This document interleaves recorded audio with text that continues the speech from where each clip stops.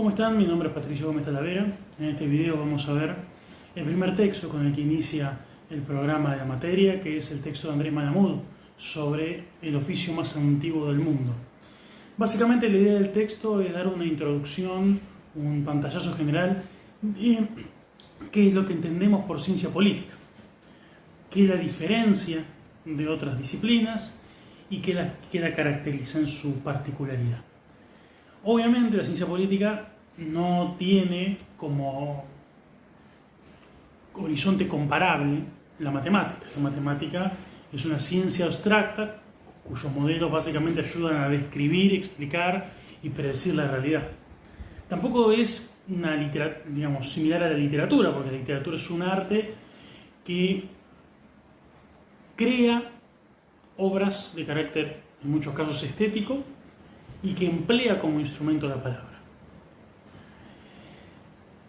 Fundamentalmente, la ciencia política contemporánea se desarrolló en dos grandes centros, Europa y Estados Unidos, Europa occidental puntualmente. La ciencia política tiene tres características fundamentales. En primer lugar, es positiva. Su objeto es la realidad tal como es, no como uno quisiera que fuera. Busca de alguna manera construir o identificar un objeto de estudio lo más objetivo posible, porque deja la subjetividad en función del militante político. Esa es una diferencia fundamental entre la ciencia política como disciplina y la política como práctica. En segundo lugar, es sistemática. Utiliza o pretende utilizar métodos rigurosos de diseño, de recolección y análisis, que son seleccionados en función del problema de investigación. No es lo mismo hacer una encuesta telefónica que una entrevista en profundidad. No es lo mismo una práctica cuantitativa que una práctica cualitativa. Y en tercer lugar, la ciencia política, no la política, la ciencia política es profesional. Esto es, se vive de ella y para ella. No se la practica como un hobby en los ratos libres.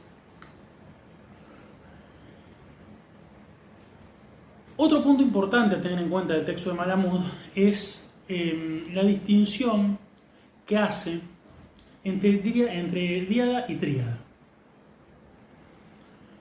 En este sentido, lo que traza el autor es una diferencia entre dos concepciones de lo que implica la relación entre la sociedad y el Estado,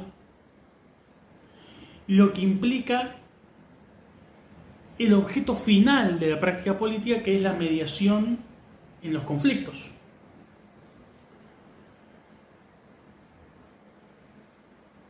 Hay, para el autor entonces, esas dos opciones. Existen esas dos opciones. La opción diádica, que implica que arreglar un asunto es una cuestión entre partes. Yo tengo un conflicto y lo arreglo paritariamente, bilateralmente con vos. Esto tiene un problema fundamental, de que muchas veces las relaciones no son entre pares, sino que son entre actores que tienen recursos dispares entre sí. Hay un actor que tiene más recursos que el otro. De alguna manera, en la historia de la humanidad existen sistemas judiciales que sean, o sistemas de, si queremos no usar algo tan elaborado como la noción de sistema judicial, sino utilizar la noción de resolución de conflictos, existieron mecanismos en los cuales la justicia era la justicia del que más recursos tenía.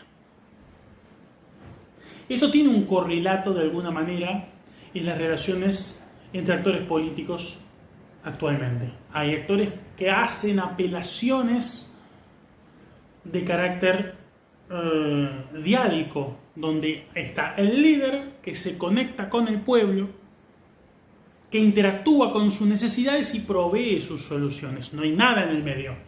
La relación es bilateral, directa, sin intermediación.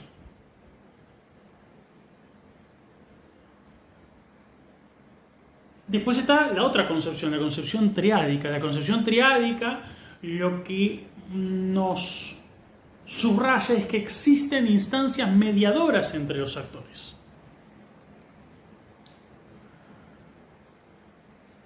Y acá hay una discrepancia sobre el rol del Estado. Mientras la concepción diádica de la política, de la resolución de conflictos, lo que nos dice es que el Estado está cooptado por intereses, por tanto no es un actor legítimo de intervenir, de mediar entre actores, sino que está cooptado, por ejemplo, por una clase dirigente que se dedica a drenar los recursos de la población. La concepción triádica nos dice, bueno, el Estado como tal es imperfecto. Bien, sí, es imperfecto, pero es la herramienta que podemos perfeccionar, que aún mantiene determinadas características para mediar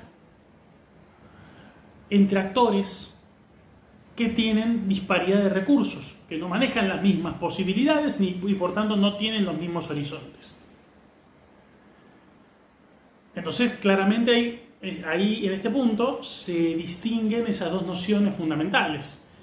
Mientras una opción apuesta por la construcción de una institucionalidad que haga de alguna manera de amortiguador de las tensiones y las disparidades sociales que generan conflictos, la visión diádica es fundamentalmente bilateral, en donde la intervención del líder reivindicador de la mayoría olvidada y oprimida por una élite que le drena recursos es la clave de la solución del problema. Los diádicos apelan a la acción directa.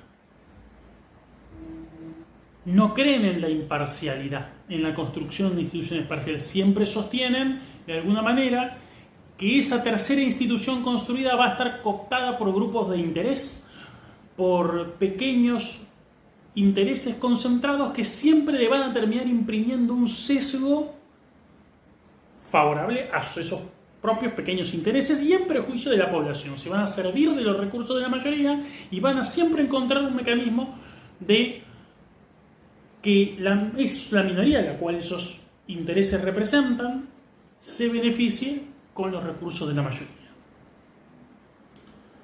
Obviamente los triádicos dicen, puede haber problemas, pero eso no invalida totalmente la idea del Estado como mediador. Tenemos que trabajar en el perfeccionamiento, en el entendimiento colectivo, en la capacidad de diálogo y de construcción institucional para que esos cambios no dependan de una persona, no dependan de una relación en un momento dado, sino que obtengan durabilidad. Construir instituciones mediadoras exitosas lleva tiempo, y ahí está una ventaja quizás del discurso diádico sobre el triádico. El diádico fundamentalmente promete la acción directa, el hoy, el ahora, la inmediatez. Mientras